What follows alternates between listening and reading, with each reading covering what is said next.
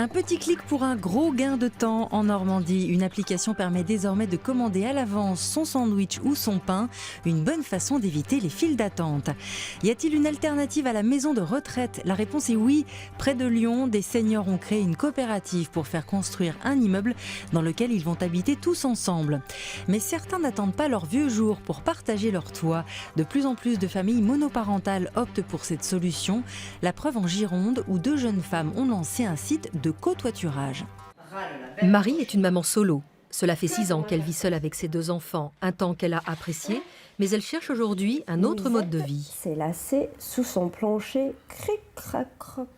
Elle s'est inscrite en juillet dernier sur le site de colocation Cotoiturage afin de partager un logement plus grand, mais pas uniquement. Il y a le partage matériel évidemment, mais il y a le partage de la parole avec d'autres adultes, avec une autre manière de fonctionner, d'autres éducations qu'on peut corréler, mettre en commun. Ça, je trouve ça merveilleux. Il y a en France 2,3 millions de familles monoparentales et parmi elles, une majorité de femmes seules avec leurs enfants. Sur la page de son profil, Marie a indiqué ses préférences dans la recherche de colocataires.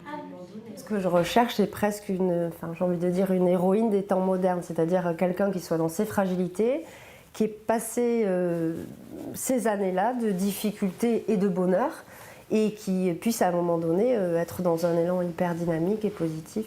Cotoiturage a été créé il y a 2 ans par 2 jeunes Aquitaines. Partant du constat que près d'un couple sur 2 divorce et que le pouvoir d'achat se réduit alors parfois drastiquement, elles ont pensé que la colocation pouvait constituer une solution. Déjà, pour trouver un logement, puisqu'il faut souvent pouvoir couvrir 3 fois le montant du loyer, et également la mise en commun de frais de nourriture, de frais fixes comme l'électricité, ça peut être également des trajets, donc les frais d'essence. Le site compte aujourd'hui 3000 utilisateurs.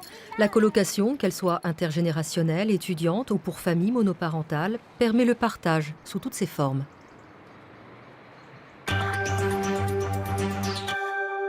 En matière de logement, certains vont encore plus loin dans la mise en commun. À Vaux-en-Velin, près de Lyon, des seniors ont créé une coopérative pour faire construire un immeuble dans lequel ils vont habiter. Une alternative à la maison de retraite qui a demandé 7 ans d'efforts et de réflexion. Dans le quartier des Barges, l'idée un peu folle a fini par germer. Sorti de terre, cet immeuble de 4 étages accueillera ses habitants dans un peu plus de 8 mois. Donc on est au 3e étage sur la coursive fermée. Et c'est un lieu où on pourra jouer aux cartes, on va inventer quelque chose. Mutualiser l'électroménager, les chambres d'amis. On est bien dans un habitat coopératif. Une philosophie qui a séduit Jean.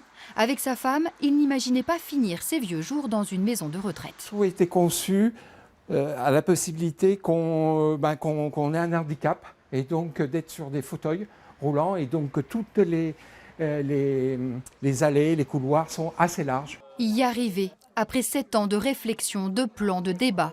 Certains ont abandonné, d'autres sont partis. Des nouveaux ont rejoint l'aventure de cette coopérative d'habitants pour personnes vieillissantes, c'est leur définition. Ils ont donc trouvé un terrain, évité les promoteurs, fait le choix d'un habitat écologique pour vieillir autrement. Quitter le Beaujolais pour venir vivre à Vaux-en-Velin, je vous dis pas, ça fait interpeller plusieurs de mes amis. Aujourd'hui, Michel n'a aucun regret. Elle explique aux premiers visiteurs le choix collectif de l'isolation paille. Je suis déjà venue quand c'était que le béton. Et maintenant qu'il y a la paille, je sens la différence. Je sens la différence sonique.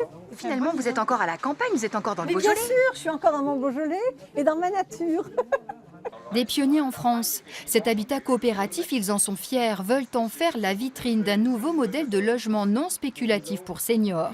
Un projet exemplaire pour certains qui rêvent d'en faire autant. C'est impératif de trouver une autre voie que la voie d'être propriétaire individuel, c'est-à-dire bien souvent locataire d'une banque ou rentrer dans une maison de retraite. Voilà.